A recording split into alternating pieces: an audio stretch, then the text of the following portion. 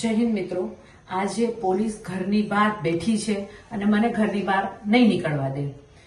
કાલ રાતના મને ફોલો કરે છે. કાલે હું સામાજિક કામથી બહાર ગઈ હતી અને આવી રહી હતી તો રોડ ઉપર જ મને રોકવામાં આવે છે અને ક્યાં જવું છે આવી ઇન્ક્વાયરી કરવામાં આવે. પછી મને જવા દેવામાં કહેવામાં આવે છે. એટલે હું મારા ઘર તરફ આવી તો એ લોકો કાલના મને ફોલો કરે છે અને આખી રાત અહીંયા જ બેઠા છે.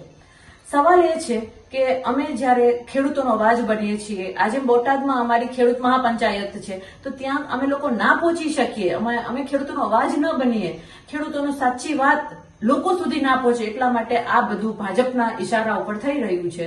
મારે એટલું કહેવાનું છે કે પોલીસ આજે અમને ઘરની બહાર જવા નહીં દે. ખાલી એક બોટાદ જવાનો સવાલ નથી, બોટાદ તો જવાની દૂરની વાત છે, પણ અત્યારે અમારે સામાજિક કામથી કે અન્ય કોઈ કામથી બહાર જવું હોય તો પણ નથી જવા દેતા.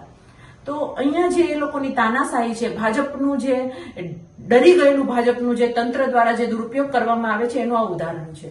ખેડૂતોનો અવાજ અમે હંમેશા બનીએ છીએ અને બનતા રહેશું. આજ બોટાદમાં મહાપંચાયત ખેડૂતોનું જે આયોજન કરવામાં આવ્યું હતું એને લઈને આખા ગુજરાતમાંથી અનેક લોકોને અરેસ્ટ કરવામાં આવ્યા છે, અનેક લોકોની ધરપકડ કરવામાં આવી છે અને કાલ રાતના તંત્રનો દુરુપયોગ કેટલો થાય છે. કાલ રાતના અહીંયા પોલીસ બેઠા છે તો પોલીસને બીજું કઈ કામ નહીં હોય?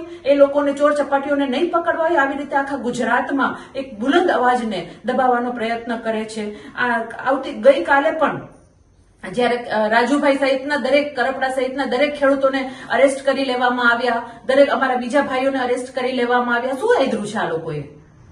આ ભાજપનો ડર છે, જે જનતા સામે નથી આવવા દેવા માંગતા, જે જનતાનો અવાજ બનવા નથી દેવા માંગતા. આ ભાજપનો ડર છે. પણ અમે ડરવા વાળા નહીં. એક વખત તમે અમને અરેસ્ટ કરશો, 2 વખત કરશો, 3 વખત કરશો, પણ અમે વારે વારે જનતાનો અવાજ બનીશું, ખેડૂતોનો અવાજ બનીશું. એટલે ફરી પાછા હું તમને દ્રશ્યો બતાવું છું કે કઈ રીતે એ લોકો ઘરની બહાર ડેરો નાખીને બેઠા છે. પોલીસની શક્તિનો કેટલો દુરુપયોગ થાય છે ને એનું સૌથી મોટું ઉદાહરણ છે. ચાલો હું તમને બતાવું.